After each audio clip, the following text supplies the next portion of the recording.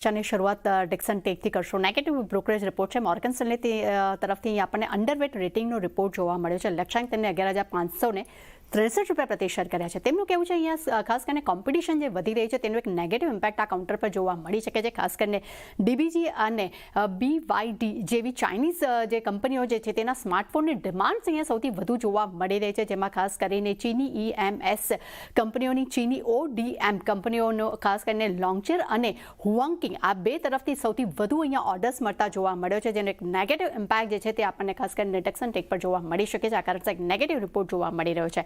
ITC hotels પર result બાદ out perform પ્રદર્શનનો રિપોર્ટ આપણને જોવા મળી રહ્યો છે. મેકવારી તરફથી રેટિંગ અહીંયા તેમને ખાસ કરીને આઉટ પરફોર્મ રેટિંગ્સ તેમને આપ્યા છે. લક્ષ્યાંક તેમને 270 રૂપિયા પ્રતિ શેર કર્યા છે. અહીંયા તેમનું કહેવું છે કે કંપનીનું ખાસ કરીને Q2 માં એક્ઝિક્યુશન જે છે તે ખૂબ જ મજબૂત રહ્યું છે. લાંબા ગાળા માટે પણ તે યથાવત જોવા મળી શકે છે અને ખાસ કરીને આગામી વર્ષમાં ઊંચા ગ્રોથને વેગ આપવા માટે કંપનીએ હાઈ ARR અને ઓક્યુપન્સીની અહીંયા આવશ્યકતા જોવા મળી શકે છે. પરંતુ ઓવરઓલ એક પોઝિટિવ રિપોર્ટ તેમના તરફથી જોવા મળી રહ્યો છે. આદિત્ય બિરલા AMC પરિણામ બાદ અહીંયા નોમુરા તરફથી હોલ્ડ રેટિંગનો રિપોર્ટ છે. લક્ષ્યાંક તેમને 950 રૂપિયા પ્રતિ શેર કર્યા છે.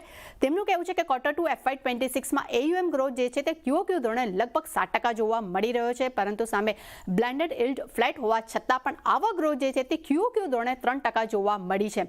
એડમિટ અને અન્ય ખર્ચ ઘટવાને કારણે કરીને કોર અર્નિંગ્સ જે છે ત્યાં QOQ ધોરણે લગભગ 6.5% તો વાર્ષિક ધોરણે 13%નો ગ્રોથ જોવા મળ્યો છે, પરંતુ સામે ઇક્વિટીના માર્કેટ શેર્સમાં ઘટાડો જે છે તે યથાવત જોવા મળ્યો છે. વાર્ષિક ધોરણે લગભગ 40 બેસિસ પોઈન્ટ અને QOQ ધોરણે લગભગ 4 બેસિસ પોઈન્ટનો ઘટાડો જોવા મળ્યો છે. આ કારણસર અહીંયા આપણને હોલ્ડ રેટિંગ જોવા મળ્યા છે. સનટેક માટે સેલેસે તરફથી આઉટ પરફોર્મ રેટિંગનો પ્રદર્શનનો રિપોર્ટ આપણને જોવા મળી રહ્યો છે. લક્ષ્યાંક તેમને 610 રૂપિયા પ્રતિ શેર કર્યા છે. તેમનું માનવું છે કે કોઈ પણ નોંધપાત્ર નવા લોન્ચ વગર પણ કંપનીએ 700 કરોડના પ્રી સેલ્સની જાહેરાત કરી છે, પરંતુ ખાસ કરીને H1 FY26નું જે પ્રી સેલ્સ છે તે FY26ના ગાઈડન્સ કરતાં થોડુંક ઓછું જોવા મળ્યું છે. પરંતુ આવનારા ક્વાર્ટરમાં કંપની નવા પ્રોજેક્ટને લોન્ચ કરી શકે છે અને કંપનીની મજબૂત પાઇપલાઇનને કારણે કરીને 3 વર્ષમાં 29% ગ્રોથના અનુમાન તેઓ રાખી રહ્યા છે. અને ત્યારબાદ છેલ્લે નજર કરશું ફેડરલ બેંક આઉટ પરફોર્મ પ્રદર્શન કન્ટિન્યુ દેખાડી રહ્યું છે અને આજે મોતીલાલ ઓસવાલ તરફથી પણ આપણને બાય રેટિંગનો રિપોર્ટ જોવા મળ્યો છે. લક્ષ્યાંક વધારીને તેમને 260 રૂપિયા પ્રતિ શેર કર્યા છે. તેમનું માનવું છે કે કંપનીનું આઉટલુક ગ્રોથ ખૂબ જ મજબૂત છે.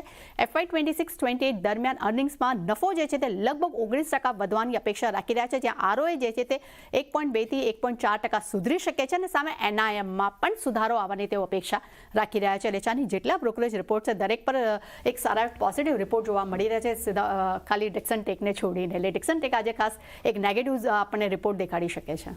જી, આ બધા સ્ટોક્સ પર આપણે ફોકસ રાખીશું. તૃપ્તિ, આભાર આપનો સમગ્ર માહિતી માટે. નિર્મળ પંખ